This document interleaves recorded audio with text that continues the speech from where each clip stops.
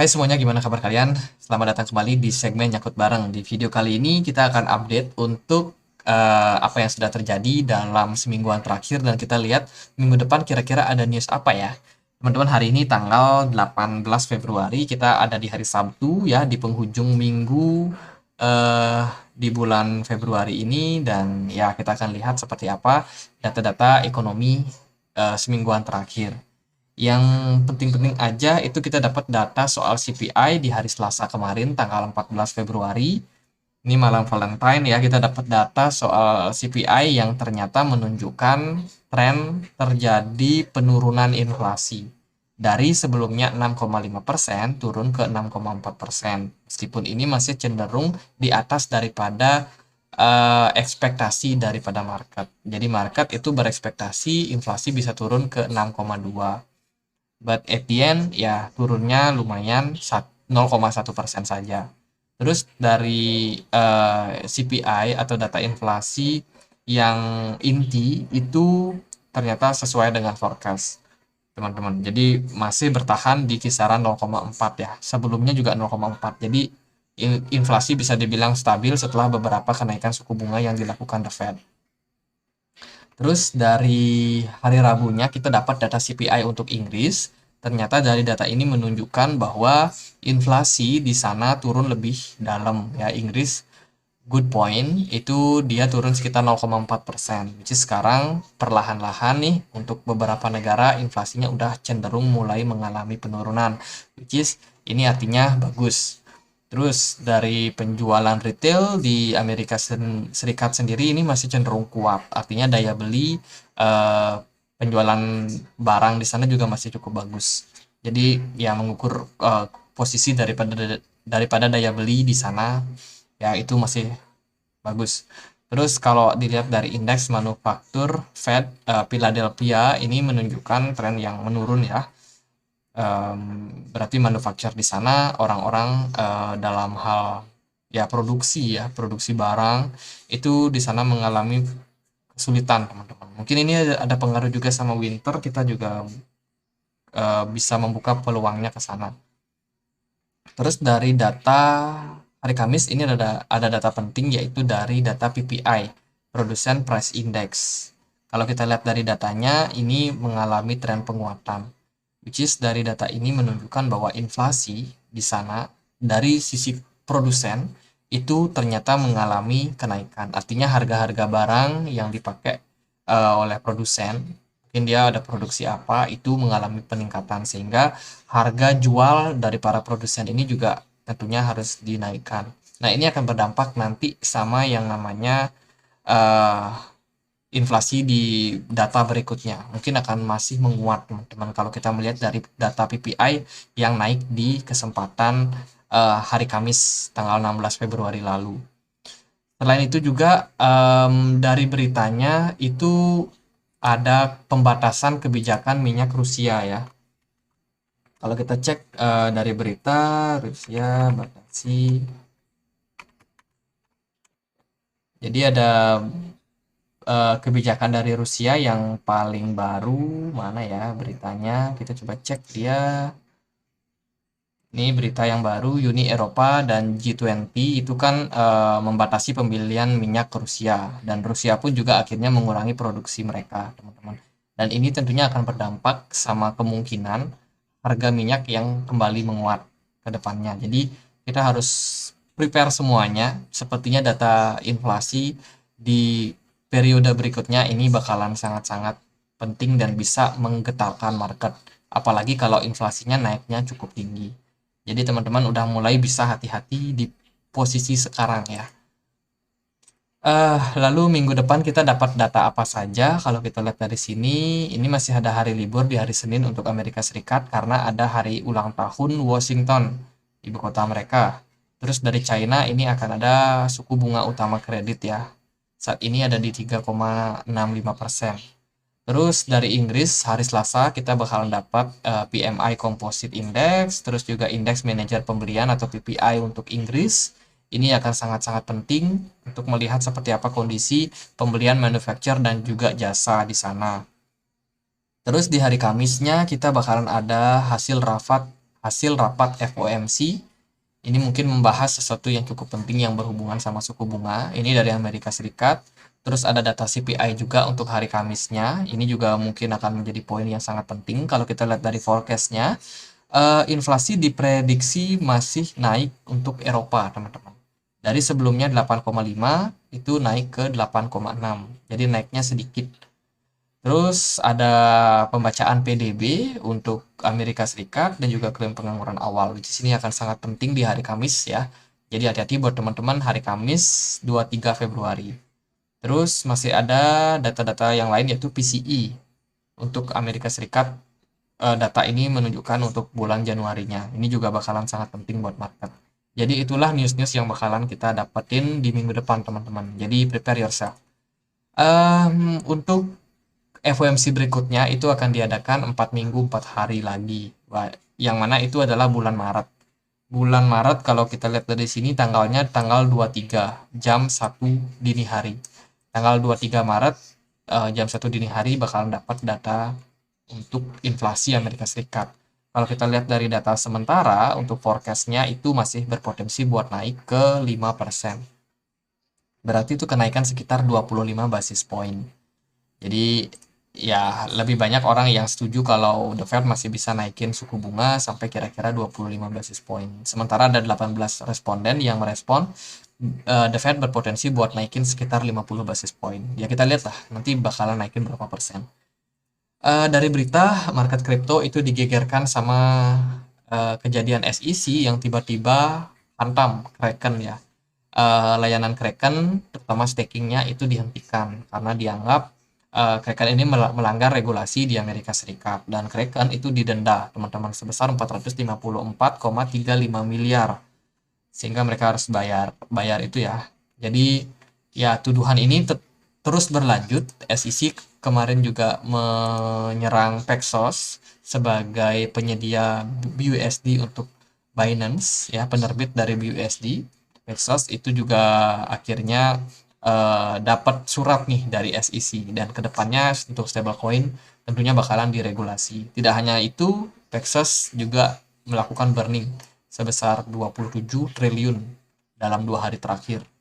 Jadi peredaran Paxos ini sangat-sangat berkurang dan juga ada arus perpindahan dari BUSD ke Bitcoin. Setelah itu dijual dalam bentuk USDT. Itu di-tweet oleh Sisi ya, kalau nggak salah. Tadi saya lihat di Twitter. Teman-teman yang mau cek silahkan cek Twitter. Itu CZ itu dia kasih datanya. Jadi ada perpindahan nih dari BUSD ke USDT karena memang BUSD sendiri itu lagi dijegal dan Sisi bilang tetap optimis. Ini bukan masalah buat Binance. Kalau Binance nggak boleh pakai USD itu mereka bisa aja pindah ke currency yang lain. Mungkin bisa pakai euro, pound sterling atau yen. Jadi ya masalah BUSD ini menurut Sisi bukan masalah. Setelah itu market crypto sempat spike naik ya. Optimisme terjadi di market. Nah, berita yang terbaru, SEC itu akhirnya menuduh Terraform milik Do Kwon ya, melakukan skema penipuan. Jadi ini kasusnya berlanjut, sekarang SEC lagi melakukan gugatan terhadap Do Kwon dan tentunya bakalan dikejar nih ini orang si Do Kwon ya yang menyebabkan kerugian sekitar 9 triliun. Jadi ngeri sih. Ya itulah yang ada di market, teman-teman. Market nggak selalu positif, bahkan koin sekelas Terra Luna yang kemarin itu sangat keren projectnya itu bisa jadi terkena kasus scam. Apalagi koin-koin yang kecil, koin-koin yang nggak jelas, nah itu udah pasti lebih berisiko lagi. Koin dengan posisi top 10 CMC aja pernah dapat masalah seperti ini. Jadi ini ya sebuah awareness buat kita, sesuatu yang harus kita pelajari, yang harus kita selalu aware ya, yang harus selalu kita berhati-hati di market karena posisi di top CMC itu bukan jaminan sama sekali. Jadi itu oh ya DeFi itu juga sekarang lagi dikejar sama SEC. Jadi sekarang SEC itu bener-bener gencar banget mengejar yang namanya regulasi untuk perdagangan kripto di Amerika Serikat. Jadi teman-teman wajib berhati-hati dalam posisi saat ini. Jangan terlalu confident, jangan over confident terhadap market. Ini berita, oke, apa yang terjadi kalau akhirnya SEC menang atas BUSD? Ini kata trader pro. Oke, kita akan lihat ini. Oke, jika SEC menyerang USD yang di backup dengan stablecoin lebih dari 100 billion US dollar, ini akan terjadi force exit terhadap market. Artinya market berpotensi crash, teman-teman. Karena apa? Karena banyak orang yang akhirnya mencairkan dana mereka, entah itu mereka membeli Bitcoin disimpan ke ledger atau mereka withdraw dari exchange. Jadi investor dia kemungkinan tidak akan exit, dan yang exit itu lebih banyak trader ya kemungkinan. Jadi untuk saat ini uang itu bisa jadi akan masuk ke Bitcoin dan juga Ethereum. Makanya itu berpotensi buat ngepam. Jadi ini menurut salah satu trader. Jadi ya itulah yang mungkin bisa terjadi. Dari berita yang lain dari tanah air, akhirnya Bank Indonesia BI itu tidak menaikkan 7-day reverse repo rate untuk suku bunga di Indonesia. Itu masih sekarang di sekitaran 5,75%. Jadi ya inflasi udah berhasil ditangani oleh Indonesia, tapi tentunya kita harus tetap waspada karena inflasi di luar itu bakalan berdampak sama ekspor impor. Kalau impor kita banyak impor, sementara harga barang di luar di sana naik, ya otomatis harga impornya bakalan mahal. Ini bisa menyebabkan inflasi terjadi di Indonesia juga. Jadi sementara sih stabil, which is good. Tapi kedepannya kita harus tetap hati-hati. Itu dari Indonesia. Terus ini ada berita soal, oh ini berita yang tadi. Kita akan masuk langsung ke chartnya. Bitcoin hari ini diperdagangkan di kisaran 24.500. Teman-teman, kita diterpa banyak part, tapi Bitcoin masih tetap sustain di posisi harga saat ini, itu sangat-sangat keren. Bitcoin kalau kita cek di time frame weekly, ini posisinya positif. Kenapa positif? Bitcoin baru aja melampaui titik sebelumnya di 24.000 di minggu lalu. Which is sekarang udah terjadi kenaikan yang lumayan signifikan. Animo masyarakat atau animo pelaku pasar saat ini masih cukup confident dengan posisi Bitcoin saat ini. Dan posisi Bitcoin lagi ketahan di level resisten EMA 200. Ini adalah salah satu resisten penting yang harus kita lihat. Karena resisten ini seringkali menjadi indikasi awal Bitcoin apakah bull run atau lanjut dalam tren bullishnya atau dia bakalan bearish. Teman-teman bisa lihat dari segi riwayat pergerakan Bitcoin, ketika Bitcoin sudah berhasil breakout dari EMA 200, trennya itu benar-benar gila yang terjadi pada market. Jadi ini yang mungkin penting untuk kita lihat ke depannya, teman-teman. By the way, di sini aku mau jelasin bahwa ada perbedaan data soal Bitcoin yang indeks. Ini data Bitcoin Index, which is artinya seluruh exchange, seluruh decentralized exchange dan juga centralized exchange itu digabungin datanya jadilah indeks. Sementara kalau dari chart Binance, posisi Bitcoin sekarang udah melampaui EMA 200. Dan kalau aku compare juga sama posisi chart dari Coinbase, itu ternyata lebih mirip sama indeks ya. Jadi kita akan pakai data yang indeks aja. Kita nggak pakai data dari Binance. Oke, jadi kalau kita melihat dari data ini menunjukkan bahwa Bitcoin belum breakout dari EMA 200. Which is artinya Bitcoin ini ada possibility buat reject di level ini lagi. Ya, jadi ini kita harus waspada, teman-teman. Kalau Bitcoin reject di level 25.000 kemarin ya, maka possibility-nya Bitcoin untuk koreksi terlebih dahulu akan cenderung agak besar. Tapi kalau ke depan Bitcoin ternyata positif, ya pergerakan berikutnya akan mengarahkan Bitcoin bisa menguji level 29.200. Itu level target yang terdekat buat Bitcoin kalau Bitcoinnya mampu menembus 25.000. Jadi ini ada beberapa step yang harus dilewati. 25.000 itu adalah level resistance penting buat Bitcoin saat ini. Teman-teman bisa note harga tersebut. Kalau kita andaikan Bitcoin bakalan closing di time frame weekly dengan posisi seperti sekarang, kira-kira dia bertengger di kisaran 24.500, ini akan menandakan Bitcoin masih dalam tren bullish yang cukup oke. Ya, kenapa cukup oke saya bilang? Karena ternyata volume perdagangannya nggak tinggi-tinggi banget, teman-teman. Jadi di sini kita masih cukup harus skeptis. harus curiga sama Bitcoin. Kenapa? Karena volumenya kemarin ini ternyata nggak terlalu tinggi. Tapi dari segi pergerakan atau pola chart ini cukup bagus. Jadi positif tapi tetap waspada. Kalau kita lihat Bitcoin di time frame daily-nya, sebelumnya ini Bitcoin sempat ketekan juga ya. Di sini dia ketekan, ke reject di 25.000 dan itu benar-benar bikin market panik. Tapi apa yang terjadi di perdagangan kemarin, di hari kemarin, hari Jumat, Bitcoin spike balik lagi naik sampai 24.900. Dia reject di sana. Jadi ini berarti mengkonfirmasi bahwa candle merah di sini itu belum terkonfirmasi Bitcoin bearish. Ini ada sebuah apa ya namanya, volatilitas yang terjadi pada market dan benar-benar sulit sekali memprediksi arah market saat ini teman-teman. Jadi kalau kita lihat dari polanya memang ada anomali yang terjadi pada market Bitcoin untuk saat ini. Jadi teman-teman harus hati-hati lagi. Itu. Terus dari posisi smart money gimana? Atau dari posisi whales? Kalau kita lihat dari segi volume perdagangan untuk Bitcoin ini sebenarnya ada tren penurunan. Tapi ada kenaikan di kisaran hari Kamis kemarin, pembacaan data PPI ya. Dari segi whales, smart money masih berada di market. Terus dari RSI sayang sekali tercipta divergence. Berarti kalau kita melihat divergence seperti ini kita harus berhati-hati karena kemungkinan kedepannya masih ada possibility buat Bitcoin mengalami koreksi.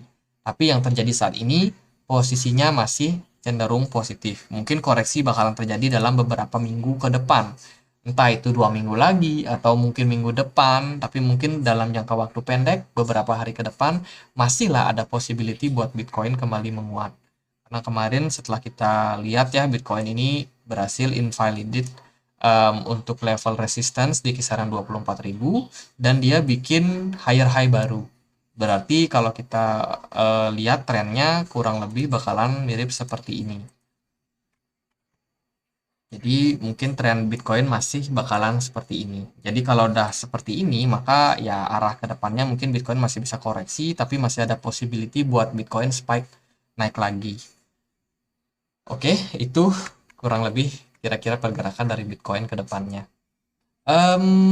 Kita cek coba dia di time frame 4 jam. Kalau di time frame 4 jam sih volume perdagangan sekarang masih cukup ramai di weekend ini. Bitcoin masih cukup sustain bertahan di 24.500 meskipun tadi ada turun-turun sedikit ya. Bitcoin turun ke 23.600 sempat turun ya, cukup besar juga untuk volume bantingannya tapi ya bisa terrecover sedikit lagi dan cenderung pergerakan di weekend ini masih dalam fase korektif. Jadi kalau kita compare sedikit sama beberapa chart yang lain seperti contohnya posisi dari indeks dolar, meskipun data menunjukkan inflasi masih menguat dari sisi PPI, ternyata indeks dolar benar-benar tidak terlalu perform well. Indeks dolar nggak terlalu menunjukkan tren penguatan yang impulsif. Justru kita masih melihat di sini ada rejection yang besar terjadi terhadap US dollar. Di sini kita menilai bahwa US dollar sepertinya hanya akan membuat retracement saja, meskipun suku bunga kedepannya bakalan terus dinaikkan. Terus dari emas, gold udah mulai terkoreksi ya teman-teman. Udah mulai terkoreksi dan kedepannya mungkin masih berpeluang buat lanjut koreksi. Sementara dari S&P 500 posisinya dia masih tetap bertahan di atas dari 4.000 di 4.000. Berarti dengan posisi seperti ini indeks S&P 500 masih bakalan punya peluang naik ke 4.600. Kita nggak tahu kapan tapi masih ada peluangnya buat ke sana. Jadi kalau kita melihat dari data-data ini ya kita harus tetap optimis sih untuk Bitcoin. Saya rasa Bitcoin masih punya peluang buat melewati 25.000. Mungkin kita bahas sedikit soal ini ya, apa namanya, minyak teman-teman, minyak dunia. Setelah kita dapat kemarin data soal si Rusia yang akhirnya mengurangi produksi karena memang Uni Eropa udah pada mengurangi ya pembelian minyak Rusia, ini seharusnya menyebabkan harga minyak naik. Tapi yang terjadi di market minyak malah loyo. Jadi kan di sini ada sesuatu yang apakah ini delay? Apakah ada delay tiba-tiba nanti minyak naik? Kita nggak tahu. Apakah ini memang murni market? Ya kita juga nggak tahu. Jadi hati-hati aja sama posisi yang saat ini terjadi teman-teman. Jadi itu sih dari beberapa analisa. Terus kita coba lihat indeks harga saham. Indeks harga saham gabungan, kalau saya melihat sih Bitcoin udah mulai dalam fase koreksi. Mungkin akan ada perpindahan ke saham ya, saham-saham yang mungkin kemarin belum perform, mungkin bisa aja naik dulu jangka waktu pendek. Mungkin Indonesia juga termasuk kebagian kalau Bitcoin FEN dia koreksi, mungkin ada sedikit kenaikan pada IHSG, kita nggak tahu. Tapi kalau kita lihat di sini IHSG bikin gap ya kayaknya. Oh, ini ada gap kecil di 66.800, sorry, di 6.600 sekian. Mungkin suatu hari gapnya bakal ketutup. Ya, nggak tahu lah teman-teman. Tapi kalau kita lihat dari sini sih dia udah ada kecenderungan bikin double top ya untuk IHSG. Mungkin saham Indonesia masih bakalan terkoreksi ke depannya. Ini ada indikasi double top kalau menurut saya. Jadi mungkin dia tutup gap yang ada di bawah, setelah itu baru kembali naik. Ya, nggak tahu. Gitu aja, semoga bisa bermanfaat buat teman-teman. Again, video ini cuma opini saya pribadi, jadi silahkan lakukan riset sendiri. Dan kalau kalian punya pertanyaan lain, ada kripto yang mau dibahas, tulis langsung di kolom komentar. Sekian aja, akhir kata saya Andre, terima kasih.